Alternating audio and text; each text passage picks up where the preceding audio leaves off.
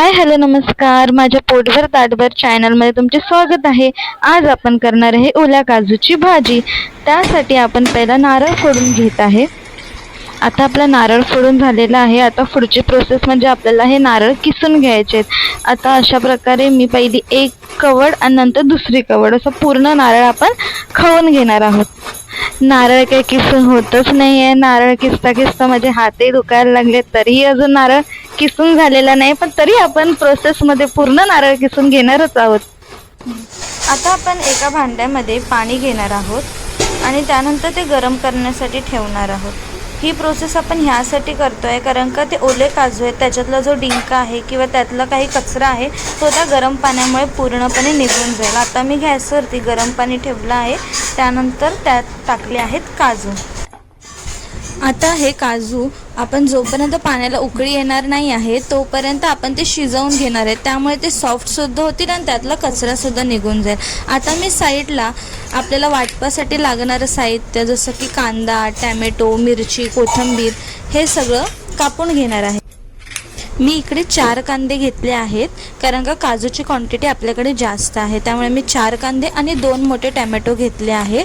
ते आपल्याला हवे तर आपण उभे किंवा बारीकसुद्धा कापून घेऊ शकतो। त्यानंतर एका पॅनमध्ये मी थोडं तेल टाकत आहे आणि त्याच्यामध्ये आपल्याला हे जे आपण कापून घेतलेला कांदा आणि टॅमॅटो आहे ते भाजून घ्यायचं आहे। त्याआधी मी त्याच्यामध्ये थोडासा कढीपत्ता, हिरवी मिरची टाकली आहे आणि आपल्याला हवं तर थोडंसं हिंगसुद्धा टाकू शकतो, पण मी इथे अवॉइड केलं आहे।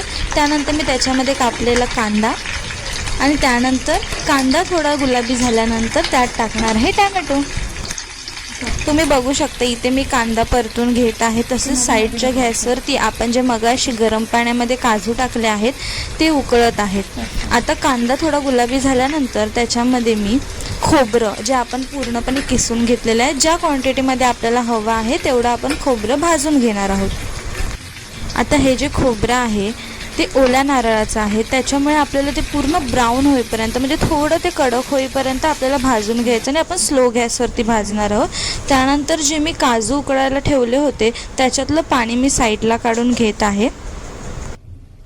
तुम्ही बघू शकता अशा प्रकारे मी वेगळ्या भांड्यामध्ये पाणी काढून घेतलं आहे आणि त्यानंतर पुन्हा ते काजू गॅसवर ठेवून त्याच्यामध्ये स्वच्छ पाणी टाकून घेत आहे।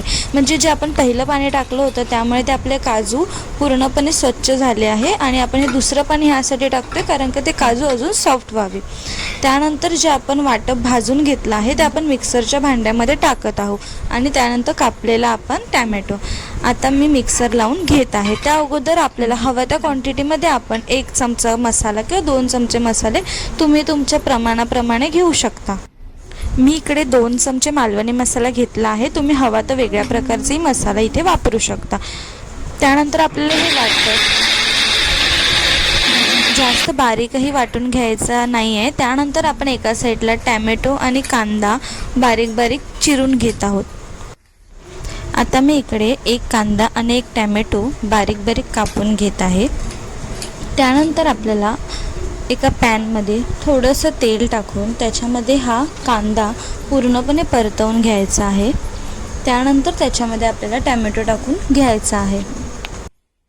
तुम्ही पाहू शकता इथे मी तेल गरम होण्यासाठी वाट बघत आहे। जसं तेल गरम झालं आहे त्याच्यामध्ये मी कांदा टाकून घेतला आहे आणि आपल्याला गॅस हा मीडियम फ्लेमवरती किंवा लो फ्लेमवरतीच कांदा भाजून घ्यायचा आहे।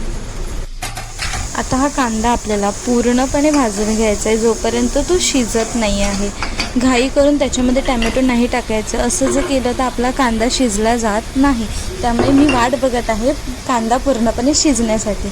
जर आपल्याला घाईच असेल तर त्याच्यामध्ये आपण थोडंसं मीठ टाकू शकतो, त्यामुळे तो कांदा लवकर शिजला जाईल। आता कांदा शिजल्यानंतर त्याच्यामध्ये मी टॅमॅटो टाकून घेतला आहे। आता कांदा आणि टॅमॅटो दोन्ही आपल्याला पूर्णपणे शिजेपर्यंत हलवून घ्यायचे आहेत। इकडे आता मी कांदा आणि टॅमॅटो दोन्हीही व्यवस्थितपणे परतवून घेतले आहे। आता ह्याच्यामध्ये आपल्याला पुन्हा एकदा मसाला टाकायचा आहे। तुम्ही 1 चमचा किंवा 2 चमचा जसं तुम्हाला तिखट लागतं त्याप्रमाणे तुम्ही मसाला टाकू शकता। मी इथे 1च चमचा मसाला टाकला आहे।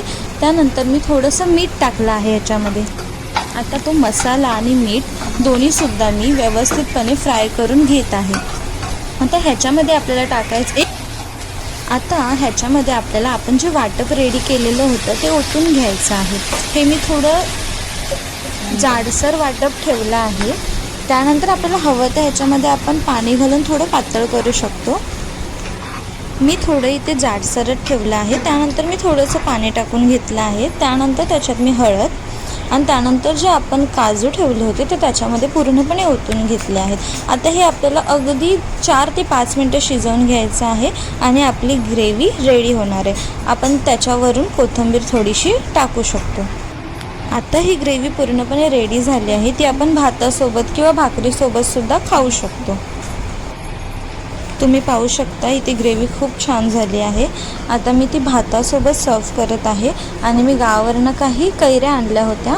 त्या कैऱ्यांना मीठ आणि मसाला लावूनसुद्धा आपण सर्व करणार आहोत. या काजूच्या भाजीसोबत कैरी खूप छान लागते. तुम्ही पाहू शकता इथे मी ताट वाढत आहे. त्याच्यामध्ये काजूची भाजी, त्यानंतर भात, कैरी आणि काकडी असं कॉम्बिनेशन आहे. अशा प्रकारे आपली भाजी रेडी आहे.